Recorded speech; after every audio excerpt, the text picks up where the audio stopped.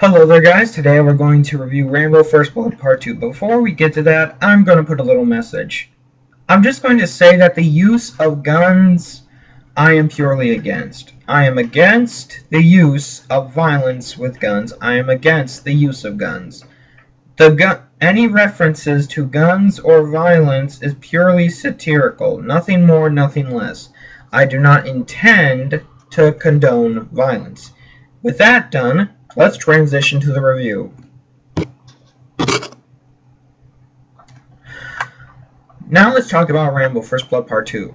What I like about this sequel is that it's a good sequel, but not as good as the original.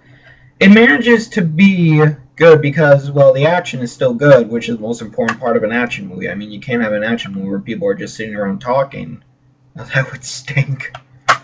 What I like about the action is good because you can see everything. You can see what's going on. It's not like in action movies today when pretty much they zoom in the camera and just shake the living hell out of the camera. It's completely insane. So, what I have to say is that the problem is that there's not really any more suspense. This one's more concerned about blowing shit up, like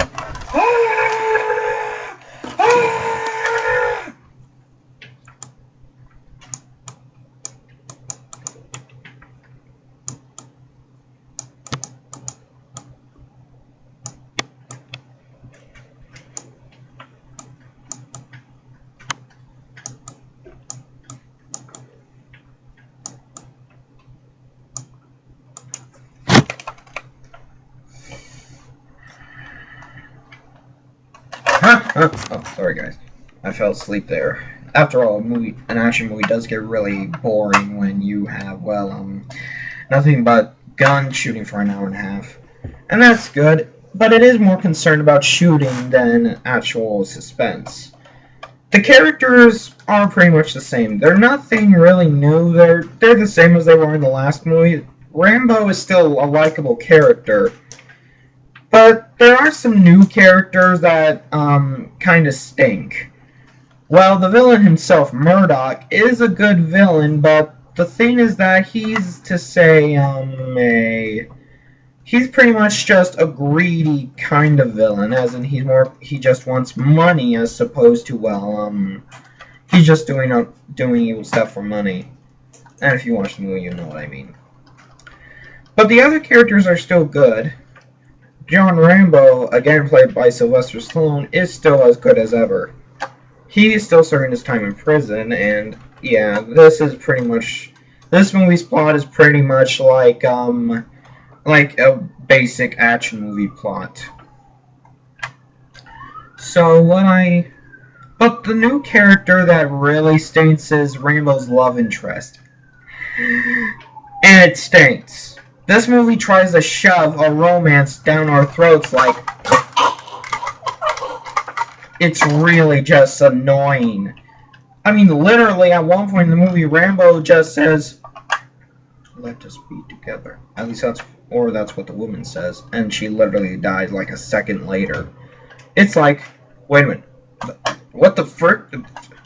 It's pointless. The romance is so freaking pointless in this movie. I mean, it's like they're trying to cram it into our heads. It really stinks. And, let's see. Story is not as exciting, but kind of basic. In fact, it's actually more. Actually, it's a little more complex than the first one, but still kind of basic. The characters are still the same, but the new characters kind of stink. The villain himself is probably the second best out of all the Rambo villains, but yeah, he's just stereotypical. And, what else can I say? So, the acting. The acting is good, even from the characters that barely are on screen. So, yeah, it has good acting, a basic story, but it's still fun and has a great ending. It has good characters, even though the new ones kind of stink. And it's, well, just, this one's definitely the good old-fashioned cheesy action movie from the 80s. It's a fun movie, but not as good as the first one. So if you ever have a chance to watch Rambo First Blood Part 2, I would say yes. It's a good movie that's worth watching, but it's not as good as the first one. So if you didn't like the first one, you're most likely not going to like this one. So anyway, guys, I hope that you enjoyed this review, and peace.